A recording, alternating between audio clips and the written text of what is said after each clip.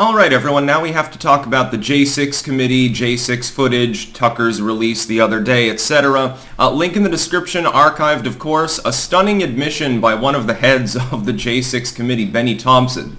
Benny Thompson coming out, and when queried about this, and CNN were the ones querying him, so he's not going into hostile territory, he's not talking to Sean Hannity or something like that, he's not on my live stream, he's talking to CNN, they work openly with the Biden administration. He has nothing to gain by admitting this. Admitting that the committee members themselves didn't even review J6 footage. So they weren't the ones actually even looking through the video evidence, so-called, that was being heavily edited and negating exculpatory material, etc., etc. We'll get into that before it went out for public consumption. Wasn't the J6 committee convened specifically because you said there was an insurrection? You're claiming that there was an attempt to overthrow the U.S. government. So you're not claiming, hey, this was a protest that got out of hand, there was a riot, a lot of vandalism, trespass, etc. There were acts of violence there. We don't need any further footage for that. We watched it live. I saw cops getting beaten to the ground, and I saw windows being broken and doors smashed through. It was a riot. That's not in question. What's in question is whether there was an organized coup attempt of any significant level. We know that a handful of the people there had ill intent. They did want to be violent. They did see themselves as some sort of revolutionaries or something, which was stupid, and you'll remember that I warned clankers to stay away from the events going on that day. There was a reason for that. It was not difficult to tell what the fuck was going on. We never got the J6 committee informing us, hey, by the way, the Capitol Police, explicitly under the command of the leaders of Congress at the time, were effectively stood down. That even during those events, Pelosi wasn't willing to send in the reinforcements for an extended period of time, so we didn't hear that. We didn't get any of the footage of Sicknick walking around alive and well towards the end of the riots. We were told instead that he was killed by the people there. He died 2 days later. He did not die at the Capitol riots. We've gotten no closure with regards to Ashley Babbitt, other than the fact that most of the Uniparty has stood up and gave a round of applause for the officer who shot her. We didn't get footage of the QAnon shaman getting shown around by the Capitol Police. And here's the thing. The timeline that they're now pivoting to, in the wake of the new releases here, is basically, well, they were so overwhelmed that they just decided to throw up their hands. They guarded the people, the Congress people inside, and formed like a defensive barrier. Outside of that, they figured there's too many people to deal with. Unless we want to literally massacre them, we're just going to have to play nice and let them do the vandalism thing. We'll get them on charges later. That's the new cope that they're going with. I actually believe that for the purposes of the DC cops that were there, that's actually true. They were overwhelmed, 50-1 or thereabouts. Yes, it made no sense to start shooting up the U.S. Capitol, and so for the most part, they effectively realized that we're just going to get beaten down and killed anyway if we do anything, particularly at the moment. Trump's calls for reinforcements were unheeded, by Pelosi specifically. Nobody's asking that question, by the way. And so they were giving tours effectively. At that time, and here's why a lot of the people that were at the Capitol that day have not faced charges, once the doors have been open and the police are waving people into the building, am I trespassing any longer if I'm effectively being invited into the building? Unless I have done something prior, so I participated in the actual breaching of the building, I participated in sparring with cops out front. Once the cops have stood down and stood aside, and they've simply decided to wall off, with a meat shield basically, the interior of the Capitol, while the rest of it is being frequented by several thousand people. Am I trespassing? No. I'm being invited into a building. There was a riot, but largely things had calmed down, and now everyone was just standing around taking selfies. That's why a lot of the people that entered did not face charges. There was no breach of the interior of the Capitol. There was never a moment in which that was not defensible anyway. And we have police here who supposedly, in the face of an insurrection, that's what it's been called by Liz Cheney and their chairperson and everyone else, in the face of an insurrection they stood down. Well, that's very interesting. That's not normal behavior by police. You may have noticed in the United States, over-policing tends to be the problem, literally identified by the left wing of politics that are very, very pro back the blue, thin blue line when it comes to the DC Capitol Police. Any other police force in the country, especially the elected local sheriffs, they think of them as a bunch of evil racists who just want to profile black people. Here, of course, the person that they shot was white and wearing a MAGA hat, so they're stand-up guys. They didn't review the footage, though. They delegated that to staffers.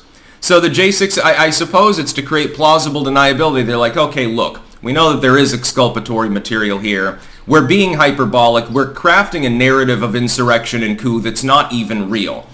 If we get implicated in that, let's say Trump gets back into the presidency in 24, or the footage gets released to Tucker Carlson or is made publicly available, and our narrative cracks, we'll shift the blame to our staffers. We were misled. We're like Naomi Wolf. We apologize for being taken in by the hoopla.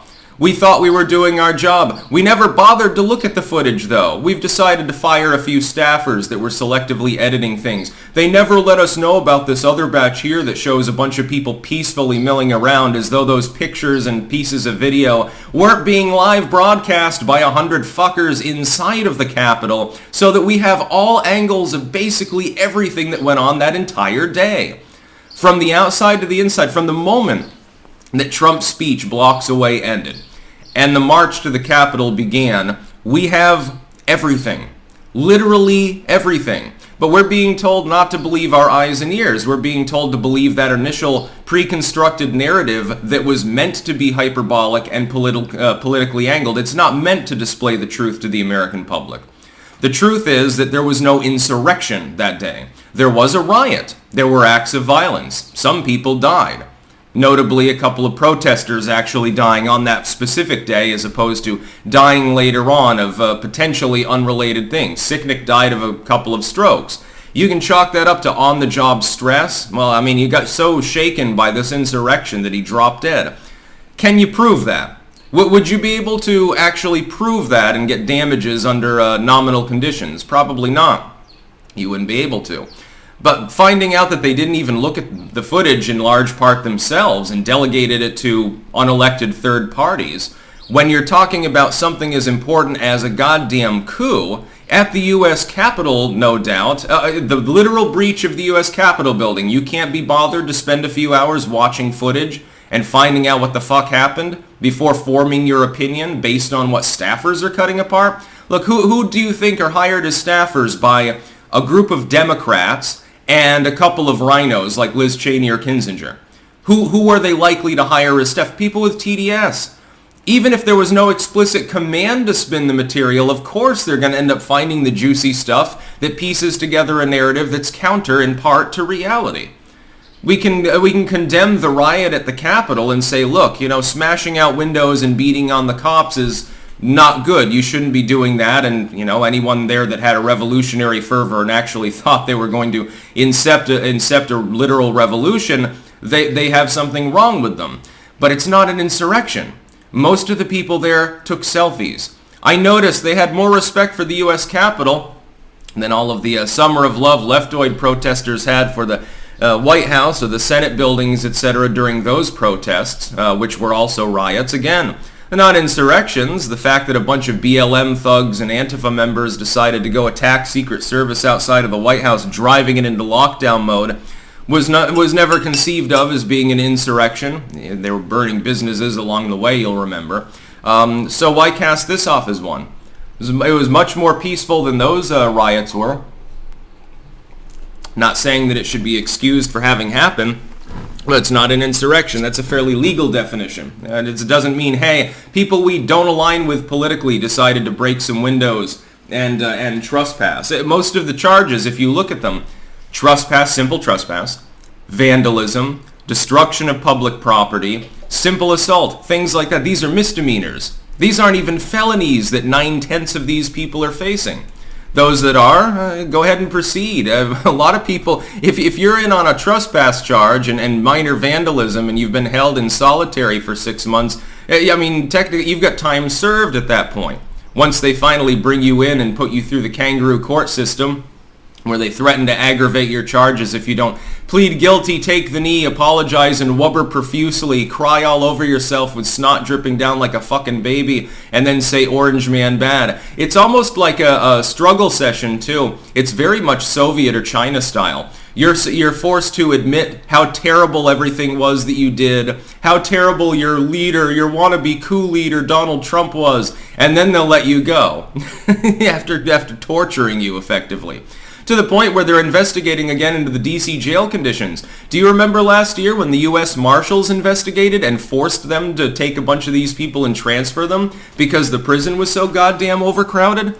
Some of these people spent months and months in solitary confinement without any just cause whatsoever. And they didn't even review the goddamn footage before these proceedings began.